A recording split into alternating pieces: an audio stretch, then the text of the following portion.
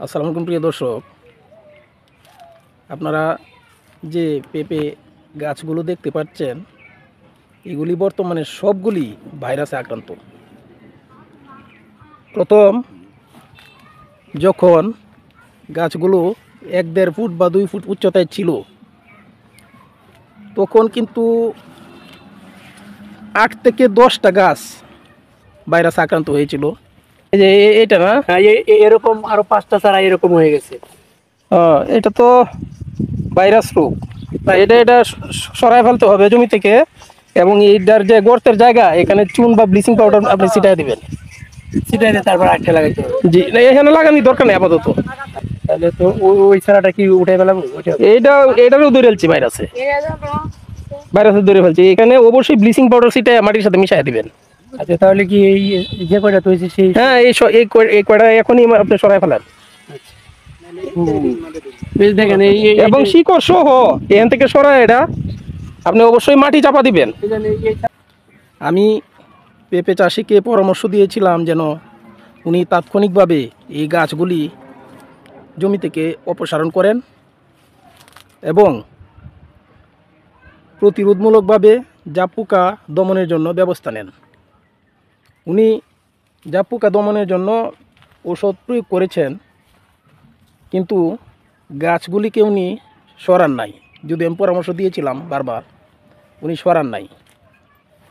ওনার বিশ্বাস ছিল যে গাছগুলা আবার সুস্থ হয়ে যাবে, কিন্তু পরবর্তীতে দেখা গেছে যে পুরো জমিতে, এখানে 40% জমি, প্রায় 400 গাছ, প্রত্যেকটা গাছ ভাইরাসে আক্রান্ত হয়েছে। যদি ভাইরাসে আক্রান্ত না হতো, এই যে গাছগুলোতে যে পরিমাণে ফল ধরছিল, উনি, আমার বিশ্বাস 4 থেকে 5 লক্ষ টাকা উনি লাভ করতে পারতেন সব খরচ উঠিয়েও।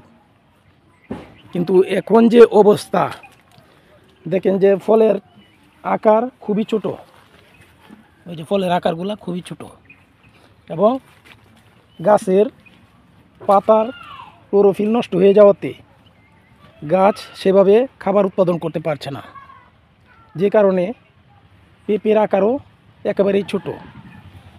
আর আমার জানা মতে উনি একটা হিসাব দিয়েছিলেন, প্রায় 60,000 টাকা খরচ হয়েছে। এই খরচের টাকাটাও উনি উঠাতে পারবেন কিনা সন্দেহ। কিন্তু উনি যদি এই 8-10টা চারার প্রতি মায়া না করে সবগুলো চারা জমি থেকে সরিয়ে ফেলতেন তখন, তাহলে হয়তো আজকে উনার এই দিন দেখতে হতো না। উনি একজন নতুন উদ্যোক্তা, আগে সেনাবাহিনীতে চাকরি করতেন, কৃষিকাজে একেবারেই নতুন।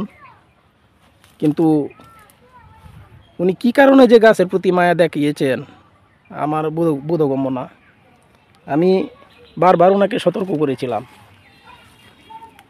যে কারণে আসলে এই জমিটাতে এখন আসতেও ভাল লাগে না। আপনারা যারা পেঁপে চাষ করছেন, আপনাদের প্রতি বিনীতভাবে অনুরোধ, পেঁপের জমিতে ভাইরাস আক্রান্তের নমুনা দেখা মাত্রই আক্রান্ত চারাগুলিকে অবশ্যই জমি থেকে সরিয়ে ফেলবেন।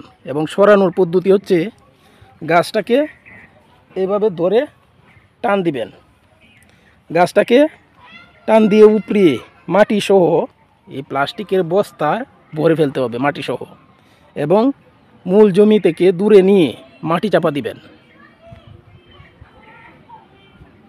আর জাপ পোকা দমনের জন্য ইমিডাক্লোপ্রিড ব্যবহার করবেন, এবং জমি সম্পূর্ণরূপে আগাছামুক্ত করবেন।